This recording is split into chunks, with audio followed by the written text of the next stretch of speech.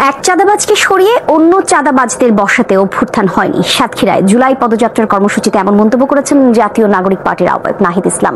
দুপুরে শহরের শান্তিমোড় থেকে পদযাত্রা শুরু করে এনসিপির নেতাকর্মীরা পরে শহরের প্রাণকেন্দ্রে শহীদ আসিফ চত্বরে সমাবেশ করে এনসিপি। যখনই সংস্কার এবং বিচারের কথা বলা হয় তখনই একটি দল বিপক্ষে চলে যায় বলেও অভিযোগ করেন নাহিদ। বলেন, নিজেদের স্বার্থে পুরানো বন্দোবস্তকেই টিকিয়ে রাখতে চায় পক্ষটি।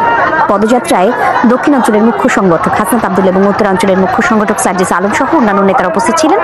আর জুলাই অভ্যুত্থানের বর্ষপূর্তিতে পর্যায়ক্রমে দেশের 64 জেলায় জুলাই পদযাত্রা কর্মসূচি পালন করছে দলটি।